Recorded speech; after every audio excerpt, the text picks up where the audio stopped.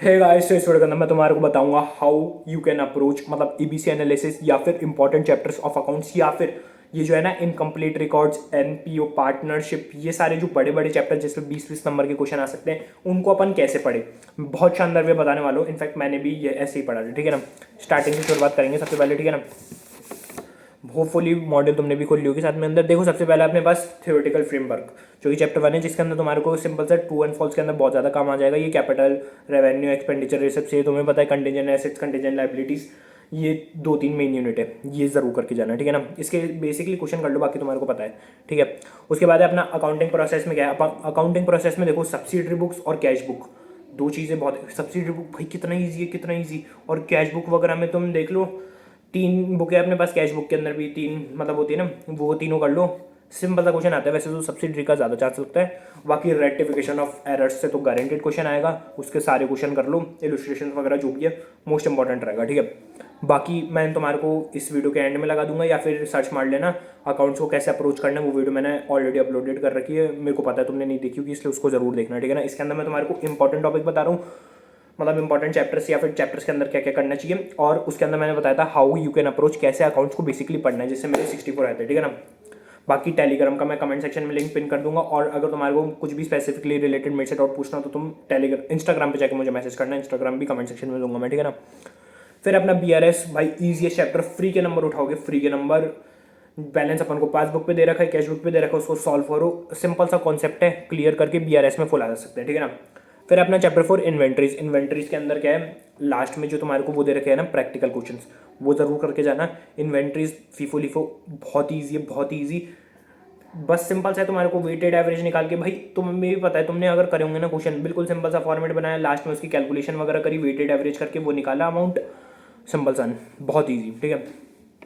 उसके बाद अपना depreciation and amortisation, different methods of depreciation है, बहुत ईजी, सही है, कोई दिक्कत नहीं आएगी। चैप्टर 6 अपना bills of exchange and promissory note. इसके अंदर अकोमोडेशन बिल पे पूरा फोकस मत करना, मतलब करना तो है ही, लेकिन ये नहीं कि तुम यार अकोमोडेशन बिल ही आएगा पूरा पूरा कर देते। मैंने भी यही सोचा था, लेकिन नॉर्मल क्वेश्चन भी आया था बिल्स ऑफ एक्सचेंज का, ऐसा कुछ नहीं है। इसलिए अगर तुम्हारे अकोमोडेशन बिल्स नहीं बन रहे हो ना, तुम्हारे को नहीं समझ आ रहा हो, तो भी इतना कोई डरने की बात नहीं है, लेकिन करके जरूर जाना। अगर तुम्हारा वैसे इतना कोई प्रॉब्लम नहीं आती, अकोमोडेशन बिल भी करना इंपॉर्टेंट रहेगा वो, ठीक है ना, क्योंकि अब बिल्स ऑफ एक्सचेंज और प्रॉमिसरी नोट है, तो इसमें से कंपलसरी क्वेश्चन पकड़ने वाला है।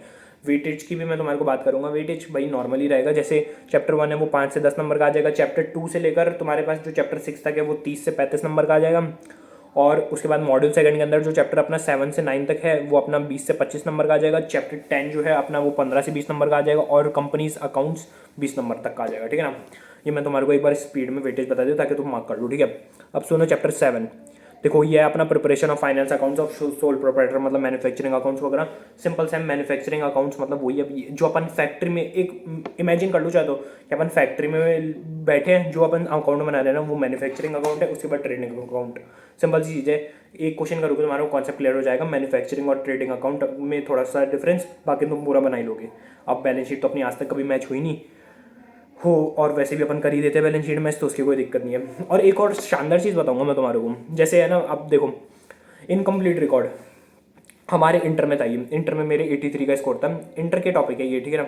इनकम्प्लीट रिकॉर्ड और अपने पास इशू, मतलब bonus issue, right issue, redemption of preferential and debenture, ठीक है। अब देखो मैं इनकम्प्लीट रिकॉर्ड है, इतने बड़े बड़े क्वेश्चन, 20-20 नंबर के, पूरा मॉड्यूल भर रखा, इलस्ट्रेशन, प्रैक्टिकल क्वेश्चन, इतने बड़े बड़े, साला देख के मेरा तो मन नहीं कर रहा है यार, इनको करूँ या रहने दो। फिर मैंने देखो क्या करा, इनकी जो इंपॉर्टेंट रहता है ना, मतलब जो नॉर्मली रहता है कि यार ये प्रोविजन फॉर बैड डेब्ट्स, अच्छा हाँ, मतलब जो कॉमन कॉमन एडजस्टमेंट वो हर में पूछ रहा है ना, उनका मैंने ट्रीटमेंट देख लिया। आज भी तुम मेरे को बुक दोगे ना मॉड्यूल, तो मेरे 83 थे अकाउंट्स में, आज भी तुम मेरे को मॉड्यूल दोगे ना, मेरे को सारे क्वेश्चन मैंने नहीं कर रखे, हो सकता है मेरे को कुछ ना कुछ क्वेश्चन तो मेरे को आए भी नहीं, लेकिन मेरे को अच्छे से याद है जो पेपर में क्वेश्चन आया था ना इनकम्प्लीट रिकॉर्ड का, वो मेरा पूरा सही था। क्योंकि मेरे को पता था यार ये मेरे को कॉमन जो है ना एडजस्टमेंट, वो मेरे को पता है कॉन्सेप्ट, और इतने सारे कॉन्सेप्ट करने के बाद पेपर में तो कुछ लिमिटेड ही आएंगे उनको कैसे करना मैंने सोचा था यार, नॉर्मली अपन कर लेंगे जैसा होगा उस हिसाब से। मेरे पूरे बैलेंस शीट तक मैच हो गई थी, वो पूरे नंबर आए थे, फुल 20 से 20 नंबर आ गए थे इनकम्प्लीट रिकॉर्ड में। इनफैक्ट तुम्हारे को है ना मेरी accounts, law, cost and taxation, इनकी अगर तुम सर्च मारोगे ना तुम्हारे को आंसर शीट तक मिल जाएगी।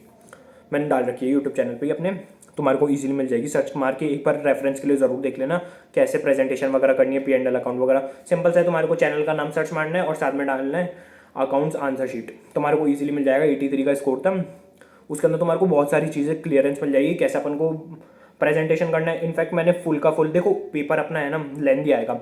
एक चीज़ मैं तुम्हारे को वापस बता रहा हूँ, 3 घंटे अपन को सोचने के लिए नहीं, सिर्फ लिखने के लिए दिए जाते हैं, इसलिए स्पीड स्टार्टिंग से मेंटेन रखनी है।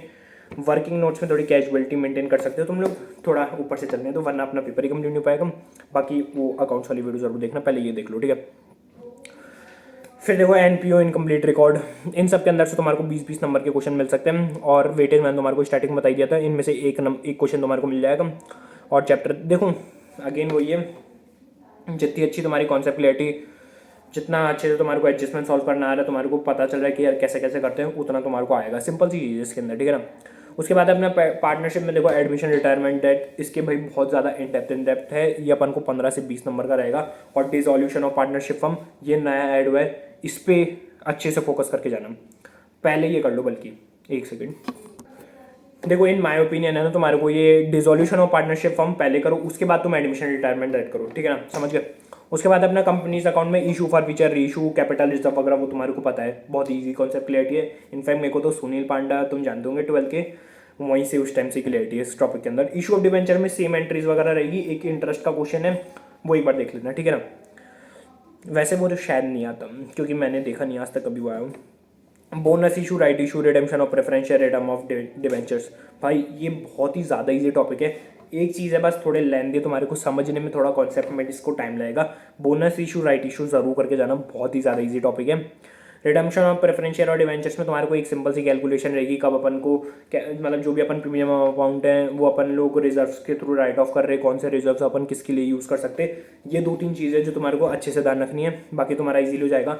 एक और चीज़ है, ये क्या है, इंटर का टॉपिक है। इसमें क्या मैंने जो मैं तुम्हारे को बताता हूँ ना, मतलब तुमने लॉ की वीडियो देखी होगी, उसमें मैं बताता हूँ ना कि एक कॉपी ली, उसको 4 सब्जेक्ट में डिवाइड कर लिया, तो उसके लिए मैंने ना जो सी इंटर में अकाउंट्स के लिए जिनमें इन चैप्टर के लिए बनाई थी ना, वो मैंने टेलीग्राम पे डाल रखी है। अगर तुम उसको खोल के रेफर करोगे ना, तुम्हारे को बहुत ही शानदार कॉन्सेप्ट क्लियरिटी आ जाएगी। उसके अंदर मैं क्या सीधा कॉन्सेप्ट लिखता हूँ जो मुझे भी नहीं आ रहे, या फिर जो इंपॉर्टेंट है वो मैं लिख लेता हूँ, तो या फिर मैं जो कोई क्वेश्चन कर रहा हूँ वो भी उसमें जो चीज़ नहीं आ रही वो मैं उसमें लिख लेता हूँ, तो भाई बहुत ज़्यादा इंपॉर्टेंट हो जाता है वो। उससे हिसाब से एक बार टेलीग्राम पे जाना, ऊपर तुम करोगे, तुम्हारे को एक एडजस्टमेंट शीट नाम से तुम्हारे को मिल जाएगी, उसमें तुम अकाउंट्स का एक बार रीड मार लेना जो भी लिख रखा है, तुम्हें समझ आ जाएगा कौन सा अपना bonus issue, right issue, preferential और डिवेंचर से रिलेटेड है, वो तुम समझ आ जाएगा। उसको रीड मारोगे ना, तुम्हारे को समझ आ जाएगा। इसकी एंट्री सिर्फ सिंपल है, तुम्हारे को इन तीनों टॉपिक में एंट्रीज देखनी है क्या होगी, प्रीमियम राइट ऑफ होगा और प्रीमियम अपना P&L में चल जाएगा, मतलब प्रीमियम जो एंट्री होती है ना डबल, उसमें से एक तो अपना रिजर्व और दूसरे अपना P&L में चल जाएगा, ठीक है। ये तुम्हारे को देखना है, इजीली तुम वो चेक करोगे, तुम्हारे को इजीली मिल जाएगा, ठीक है। ये अपना पूरा अकाउंट्स का सिलेबस पूरा मैंने तुम्हारे को बता दिया, क्या क्या इंपॉर्टेंट रहेगा, क्या क्या नहीं रहेगा। बाकी तुम एडजस्टमेंट ही चेक करना, टेलीग्राम में तुम्हारे को लिंक वगैरह सब मिल जाएंगे। सो और कोई भी तुम्हारा डाउट हो कमेंट सेक्शन में लेट मी नो। यही था इस वीडियो के अंदर।